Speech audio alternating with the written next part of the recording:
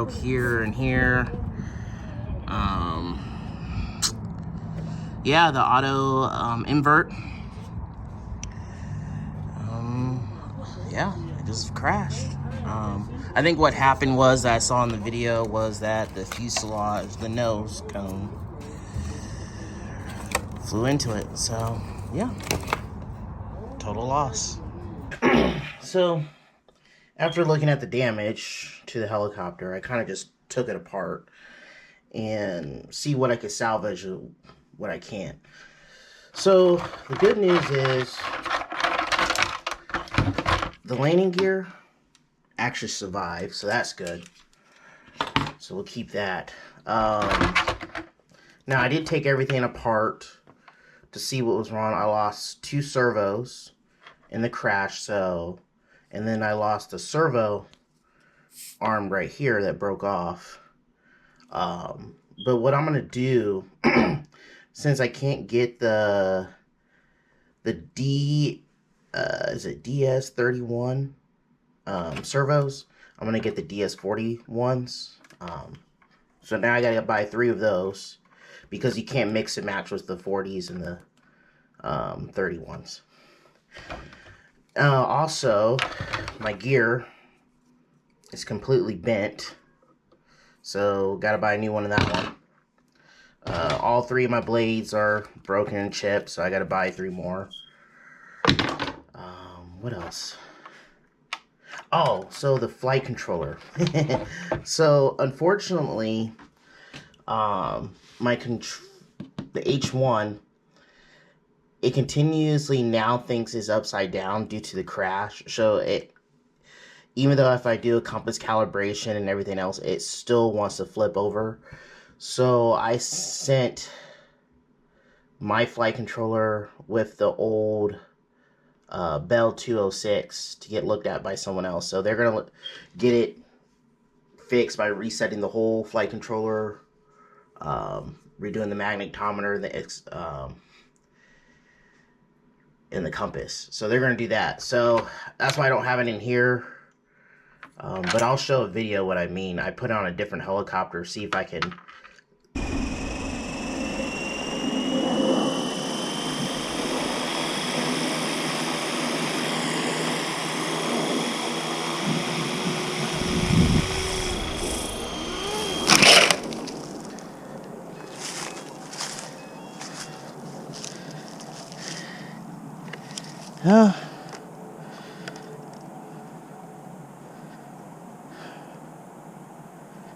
and it just flipped over the helicopter constantly. Now, the shaft is still good, the head is still good. I really like this head design, so thank you very much, FlyWing, for making this head design. Super sturdy, less parts for it to break. So thank you, FlyWing. That's just the receiver. Receiver still works. So a lot of my battery tray, I'm missing a lot of wood pieces, but I was able to recover the first landing gear order, so I can just reglue that in if I decide to fix it. See, I got tons of these little pieces I'm gonna find. Okay, so the problem is, let me get the camera so I can zoom in. Okay, so this part right here came loose, and I can probably try to reglue it back in, but here's the thing: if I don't glue it right, or don't get enough glue, or put too much glue, it can cause issue, or if it's off by like a couple degrees, it's going to cause a lot of instability. Also, you'll see here that this piece is broke. I got to restructure the frame. And then, if you see in there, helicopter sideways, get some light. You can see that part's broken too, which what I'm thinking is get a popsicle stick, glue that right there to reinforce it, and then pinch this here. I think that's pretty much it. And then there is a structure crack right here. You can't see it. I wonder, oh, here it is. It goes all the way across. Now I have a weak spot right here where the landing gear goes. So yeah, And then I believe the tail motor still works. If you notice, my tail assembly, like this part right here, is totally destroyed. So I got a new one. I had extra parts for it, so we might put that on. Not 100% sure. So I'm in a rock and a hard spot. I may decide to fix it, or I may just take the parts, because I am 3D printing me a new helicopter, a different helicopter with a different fuselage, if I can get my 3D printer to work. I am also getting a new Squirrel from someone that didn't like it, so hopefully that will come in the next week or two. And then I believe for that new Squirrel, what I'm gonna do in the next coming up videos is I'm gonna make this helicopter 10 times better. The only downside about this helicopter is just, if you crash, they don't sell the fuselage by itself. And I wish FlyWing would actually do that, because they do it for their Huey, they do it for their Bell, and they do it for the Airwolf now. Why not the Squirrel? You know, just give me a fuselage. That's what I really need. But yeah, so when I do get the new Squirrel, I'm going to do a lot of upgrades. We're going to upgrade the motor, the ESCs, because all the issues I had that I found on this aircraft, I'm going to fix. Because I truly believe this helicopter is amazing, and it just has a couple bugs, and I think I can make it better. So that is my goal. So stay tuned for the next video. I probably will have a new Squirrel, because right now I don't have a nose canopy anymore. It's gone.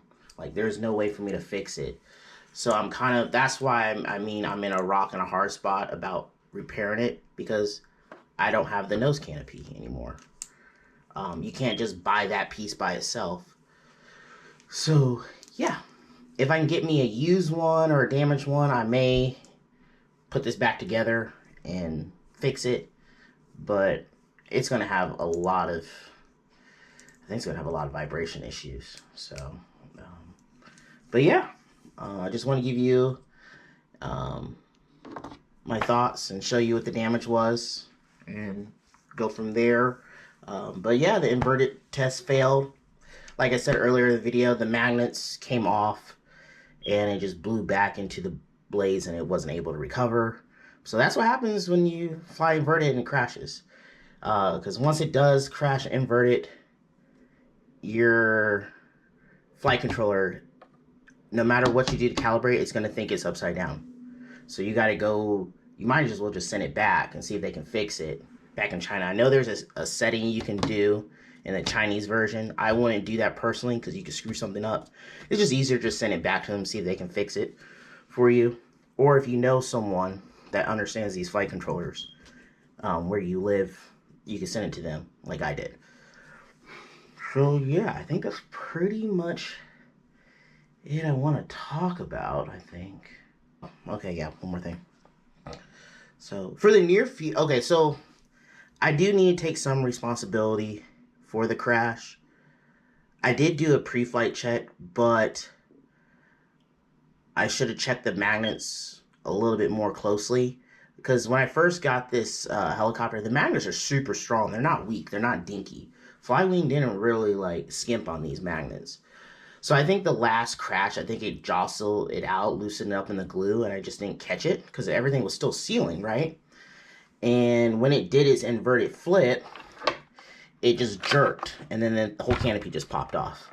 Because from the ground, it looks really weird when it does invert. It looks really crazy, and it looks like it's going to drop out of the sky. But from the nose, like from the tail section where the camera was, you could see how much it jerks.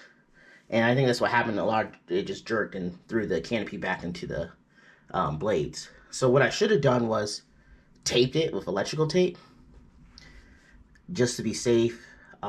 So I do take some blame on that, but you know, that's what happens when you're trying to test things to get it back into service. you know, things just, it works and sometimes it fails. So I'm not mad at all. Stuff happens.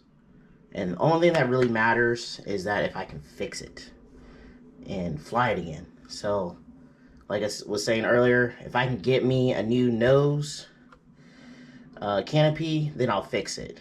If I can't, I'm just going to cannibalize it for parts.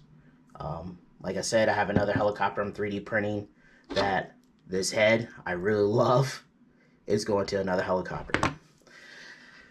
So that's pretty much it. So hope you guys like this video and this little explanation. Yeah, so I got some new projects coming up. So I got some cool new videos coming very soon. But yeah, this is not over with the Squirrel. I'm going to keep flying it, trying to keep fixing it as much as I can. And we'll go from there. So thank you for watching and have a great one, everyone.